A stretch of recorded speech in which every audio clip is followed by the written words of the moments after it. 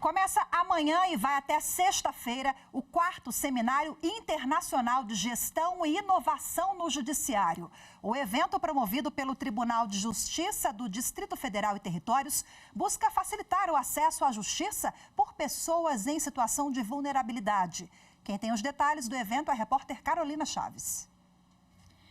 Na 4ª edição do seminário, ministros do Supremo Tribunal Federal, professores, magistrados e operadores de direito de outros países vão discutir novas ideias e boas práticas para melhorar a prestação jurisdicional, viabilizando o acesso à justiça por pessoas em situação de vulnerabilidade. O tema surgiu da necessidade de conhecer a dificuldade que essa parcela da sociedade enfrenta para acessar a justiça e ter os direitos preservados. Também serão abordados no encontro temas como direitos humanos, Estado democrático de direito, julgamento com perspectiva de gênero, raça e etnia, inovação e inclusão digital. O evento é aberto a toda a sociedade e será transmitido pelo YouTube.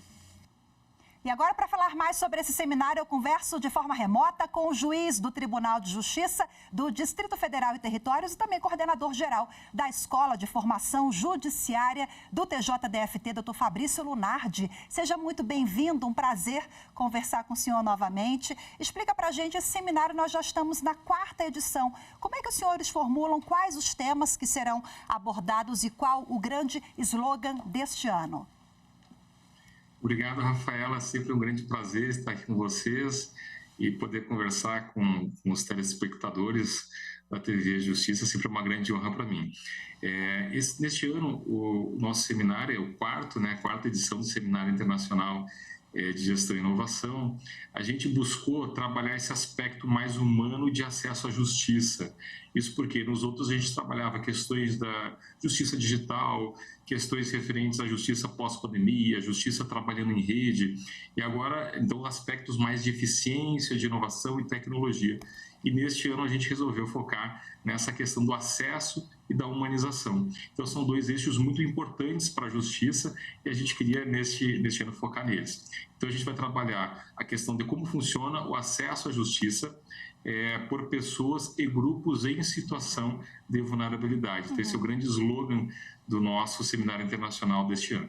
Doutor Fabrício, quais são os palestrantes? São muitos, mas eu queria que o senhor destacasse alguns. E serão 3 dias de trabalho, não é isso?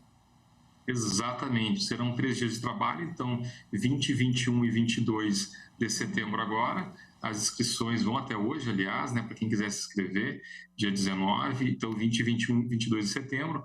Um horário super amigável, das 9 ao meio-dia, para todo mundo poder participar também. E a gente tem palestrantes nacionais e internacionais de renome. Então, a gente buscou pegar os principais nomes do Brasil nessa área e trazer para o Congresso. Então, a palestra de abertura é com o ministro Luiz Edson Fachin.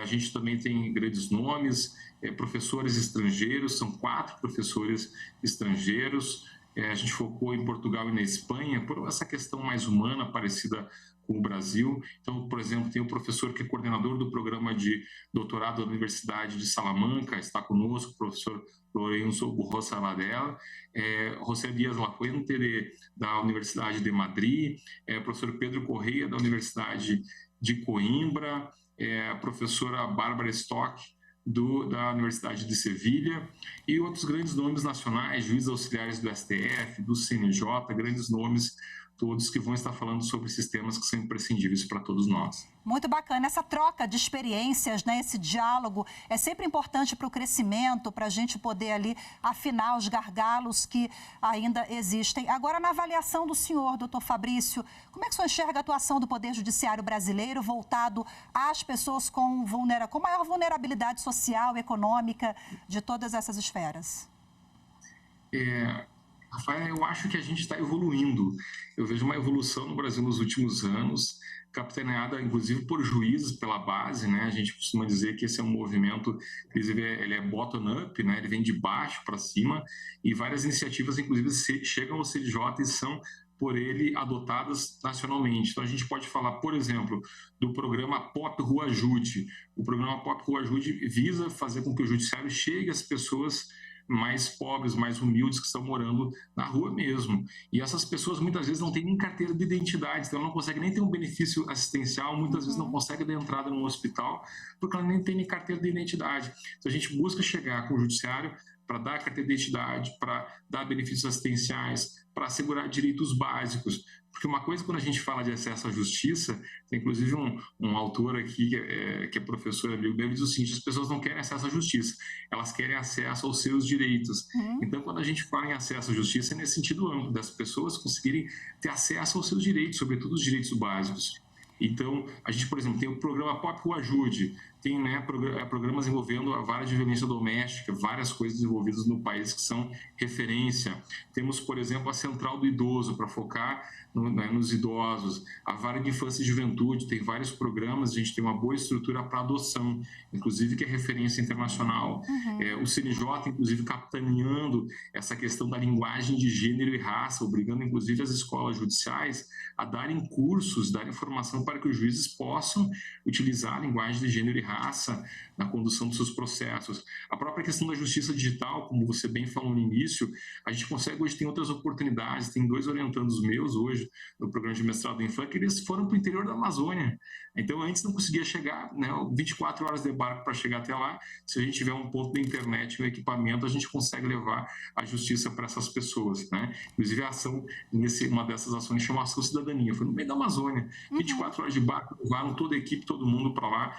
Então, a gente tem boas iniciativas, mas a gente tem atraso em vários aspectos. É isso que a gente quer discutir, quais são os nossos avanços e o que a gente pode, inclusive, se espelhando em outros países, a gente buscar trazer para o Brasil.